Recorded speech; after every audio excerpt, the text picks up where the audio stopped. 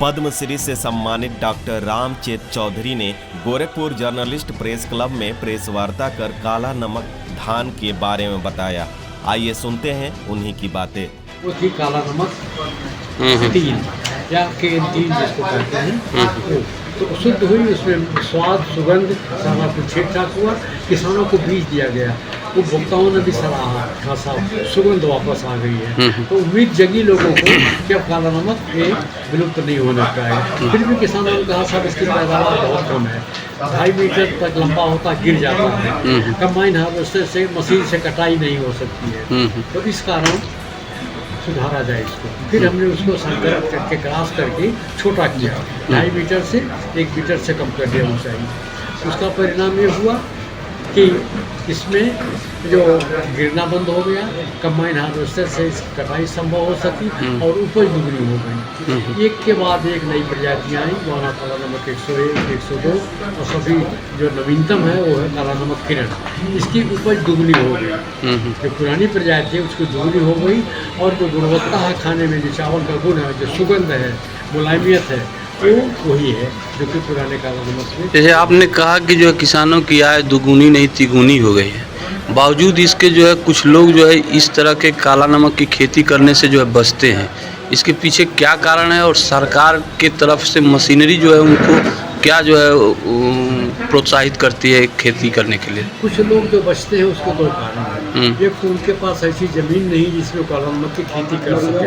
अगर किसी के पास उपराव की ज़मीन है, बलुई ज़मीन है, बलुई दोबट ज़मीन है, तो उसमें काला नमक की खेती नहीं होती। काला नमक की खेती के लिए निचली ज़मीन चाहिए होती है, जिससे पानी लगे, सिंचाई का साधन हो, लेकिन लंबी अवधि की फसल हो। तो जिनके पास वो ज़मीन है वो उसकी खेती करने में कतरा नहीं रहे हैं, बल्कि भाग रहे हैं। दूसरा कारण है इसमें अनभिज्ञता का। बहुत सारे लोगों को प्रचार प्रसार नहीं कि काला नमक सुधर गया है, काला नमक जो है आमदनी जो तिगुनी कर रहा है। तो जैसे जैसे हो रहा है वैसे वैसे इसका क्षेत्रफल बढ़ता जा रहा है। आपने नहीं सुना होगा कि 10 साल में किसी फसल का रकबा 40 गुना बढ़ जाए, और 2000 से बढ़ के 80,000 हेक्टेयर हुआ। अच्छा, कतराने से नहीं हुआ है, ये अडाप्ट करने से हुआ है। और अभी भी बाकी धान अगर 1500 रुपया 1800 रुपया कुंटल इस समय बिक रहा है, क्योंकि सरकार की खरीद बंद हो गई है इस समय। तो काला नमक अभी भी 4000, 4500, मतलब 3500 से 4500 रुपया कुंटल अभी भी धान जहाँ कहीं भी है वो सब बिक रहा है।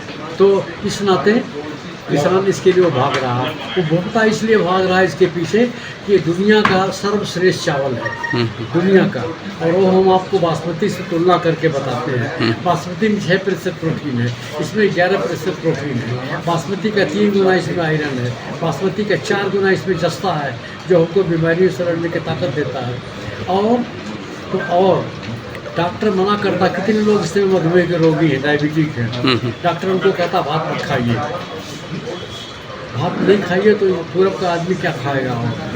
तो इसलिए बासमती नहीं खा सकता, क्योंकि उसका ग्लाइसेमिक इंडेक्स जो है वो 80 के करीब है, 80-85 है, समझ रहे हैं ना। काला नमक का जो ग्लाइसेमिक इंडेक्स है 49 और 52 के बीच में है। अच्छा, कितना प्रतिशत है?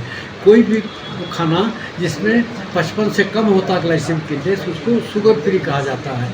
तो बासमती शुगर फ्री नहीं है, काला नमक शुगर फ्री है।